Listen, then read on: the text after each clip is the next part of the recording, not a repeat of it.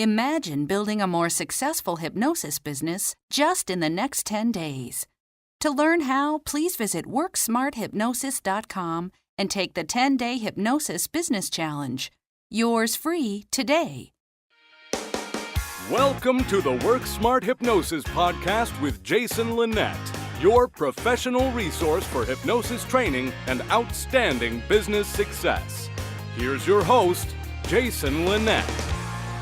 So good to have you back here for session number 16.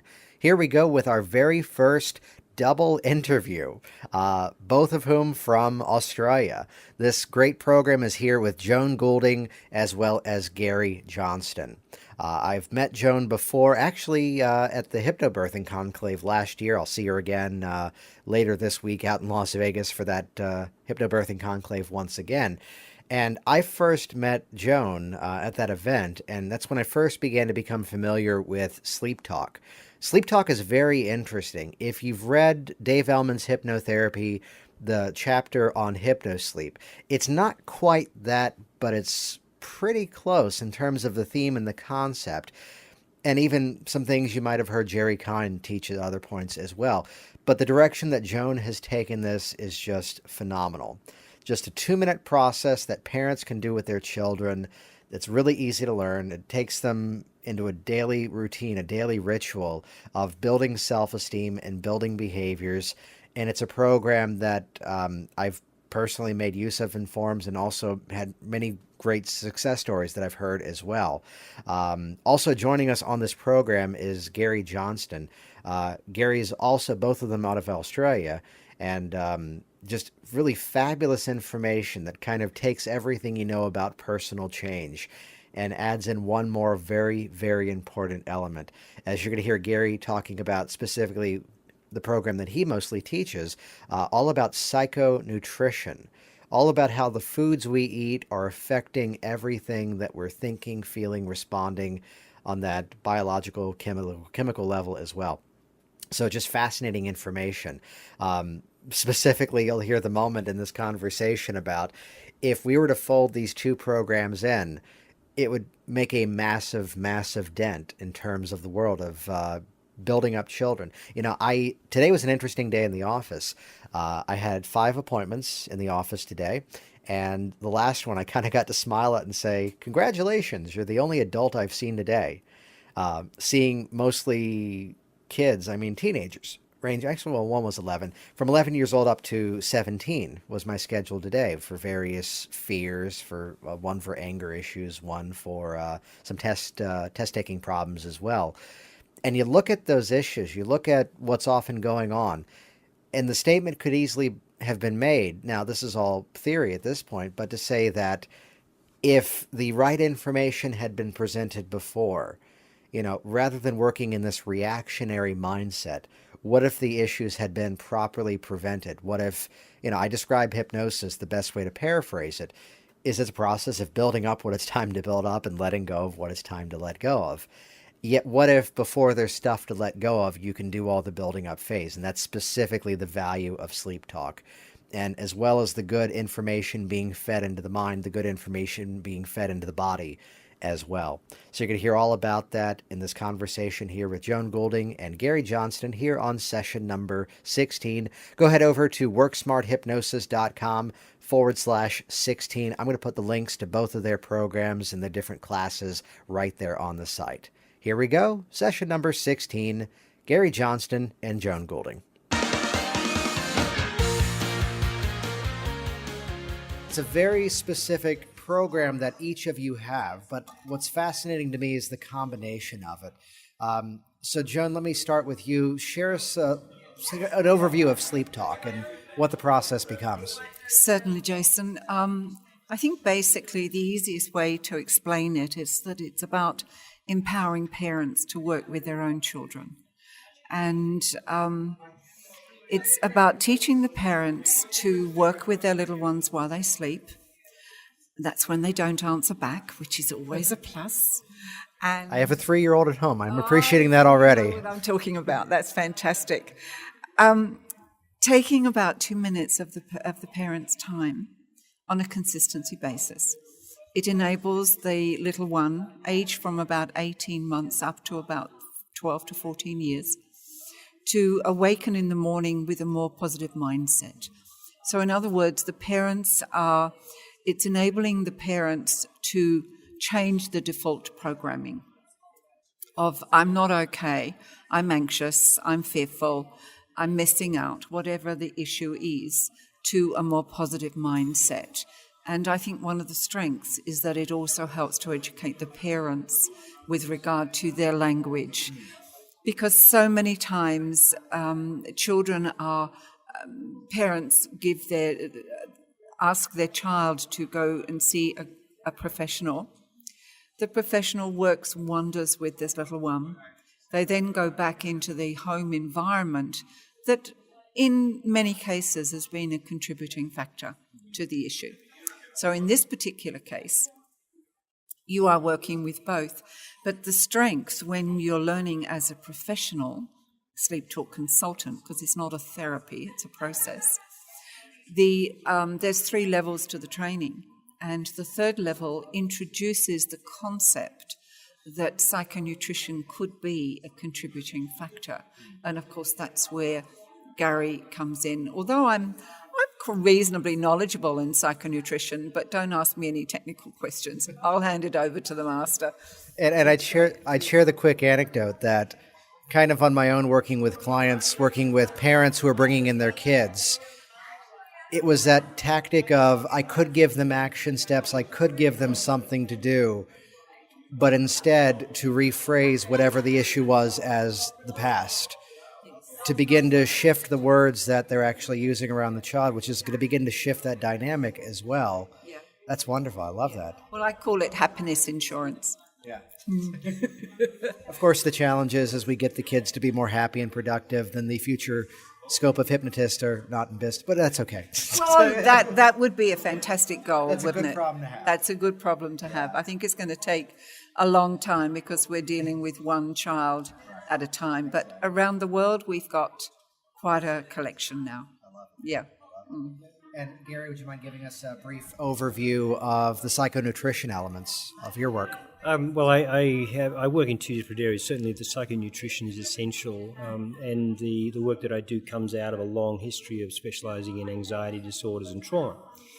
And depending on the level of anxiety disorder, the amount of anxiety involved, the degree of nutritional element in that is also increasing. So on the continuous scale, you can get all the way from generalised anxiety disorder all the way to the schizophrenias at the extreme ends, and the biochemical influence in there increases all the way through. So very, very important for any psychotherapist. And I'm not just talking about psychotherapy, but psychology and psychiatrists as well should really know the psychonutritional basis of emotional disorders. So that's one area that I specialise in. And it's certainly important in terms of the SleepTalk component as well, because what we're finding now is with the diet, especially here in America, the diet that children are on is causing severe problems in themselves, let alone everything else that's going on. So very important all the way through from the SleepTalk component all the way through to what I call Neurocom, which is the adult version of SleepTalk, I guess, a non-hypnotic program, which again is bad news for the hypnotist. You don't actually need to produce a hypnotic trance to produce very dramatic change in the emotional memory. So that's the other part of what I do, and it's become more than a viable proposition in dealing with all anxiety disorders and behavioural disorders. Which is an interesting perspective when I'm hearing very often a client would call us as the hypnotist, and the conversation begins with, here are the things I don't want to be feeling, here are the things I don't want to be doing. Yet at the same time, to get a more holistic approach to the process of having this knowledge as a part of it, that perhaps, again, even these are the foods we should be eating, these are the ways we should be reacting. There was feedback from someone who I know who recently went through this program with the two of you, and her feedback was, the SleepTalk was wonderful. She was pregnant. She goes, this is wonderful. This is for my baby, and I'm already noticing some interesting changes. But when it transitioned to the psychonutrition side, it was, oh, good, that's exactly what I needed. So I asked the question of, while this program definitely has hypnotic elements, I love the fact that it's also something that stands on its own. How would you say, though, for the hypnotists listening to this program, this was something that would adjunct and benefit the programs they're already offering in their offices? I think there's many areas. One of the main things from a marketing perspective, perhaps, is that hypnotherapists might have some, certainly they do in Australia, might have some issues actually going in and talking to primary schools and mothers' clubs and different groups that would benefit from the SleepTalk process. They would go into these groups not with hypnosis, because hypnosis still has that sort of rejection element to it. Whereas we're a culture where the rejection is falling away, but when we find ourselves talking with a larger institution, then it's the whole cover yourself game, and it's so much easier with something like this. Absolutely. So you can go in with these elements, the SleepTalk process, the Goulding process. Oh, how does that work? And that opens up the awareness, and it reduces the defense mechanisms, and they start talking about it. And they also can look at the nutritional aspect. They're non-threatening areas that the academic world is not quite so paranoid about. So from that perspective, it's great. Most hypnotherapists work with clients who have family issues. And yes, they might not work with the children, but the children are part and parcel of that family issue. It's the same with Gary, with psychonutrition. Yeah, in terms of the way hypnotherapists work, it's essential to understand that just about every client that walks in the door is coming from an anxiety perspective. It doesn't matter what it's for, it's basically anxiety.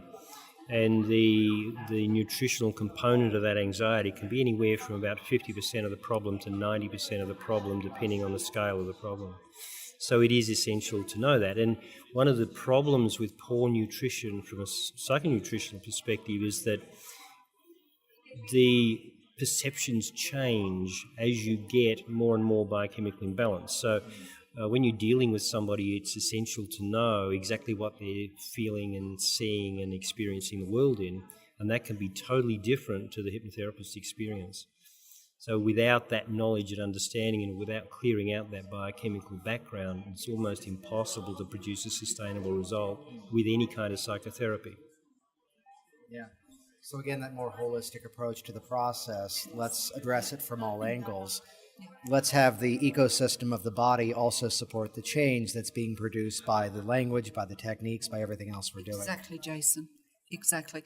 I think the one thing that concerns me the most for hypnotherapists, clinical hypnotherapists, is perhaps, how can I say this, the lack of awareness that psychonutrition has a contributing factor to the client's presenting issues. And I think that's a little bit sad, because the information on psychonutrition is so profound and is so necessary for every single person walking this planet, that if as a professional clinical hypnotherapist you have not been exposed to that basic concept as a contributing factor, then I think that's a shame. Well, it's similar to the metaphor of you're working with someone for weight loss, and we're just giving kind of base level suggestions of eat less, move more, feel better. Yet But if what's it's the underlying issue? If you just deal with the presenting effect that the client walks into the room with, then I think that's a shame, because if you take away that issue and if you assist that person to gain slimness, as I always call it, I don't like losing anything, gaining slimness, then maybe the subconscious mind will put in place something else to replace what's been taken away. But to combine it all together, let's address that feeling that's there prior to overindulging, overeating. Yeah, the other metaphor is we wouldn't buy the nicest car possible and put the cheapest gas in there. If we want everything to run properly, Well, the whole nervous system works on biochemistry, so every emotional component of anything that presents comes from a biochemical background. If you don't get it right, the car's not going to run. So it may be, hoping it's not a challenge question, but I'd love to get one piece of advice, just a little hint of the program from both of you. What's something that, Joan, someone could start to fold in, either working with clients, or let's give an easy example here of you're the hypnotist and you have this client coming in and it's a child, and the parents are asking, what's a simple thing they could begin to do to support the change? Just kind of a hint of the program. What's something that those parents can walk away with in terms of that knowledge? Basically sum up everything you do in a sentence or two. Okay. It's about educating the parents with regard to language, about suggestion, and supporting them with the knowledge that they can change, they can become empowered, they can take away with them an empowerment of a knowledge that they can make the change and help their little one change. Taking 2 minutes a night. It's even not the time that a commercial is on at the television. So all they've got to do is just spend 2 minutes a night. It's like a routine, like brushing the teeth. And it's about accessing that deep sense of I'm okay for their little one. And it lasts for life. Plant the seeds in the right direction. Exactly. And Gary, what would you say would be a takeaway? That's something the hypnotist can begin to make use of with some of the knowledge that you share. Well, I would suggest that anybody in therapy needs to go away and start Googling psychonutrition and understand exactly what people are putting in their mouths, especially the sugars, the grains and the dairy, because they're all very dangerous to the human system. And that has become the staple of our diet. So anyone that is working in any mental health area needs to go away and Google it and have a really good understanding of that component of their practice. Excellent. Well, thank you both so much. Our absolute pleasure, Jason. Thanks for the opportunity. Thanks for listening to the Work Smart Hypnosis podcast at WorkSmartHypnosis.com. Hey, it's Jason Lynette here, and I want you to be the first to know as we put up and share new videos and new hypnosis resources in the future. So do this right now. Click the button on this page that says subscribe, and you will be the first to find out as we upload new videos. See you soon.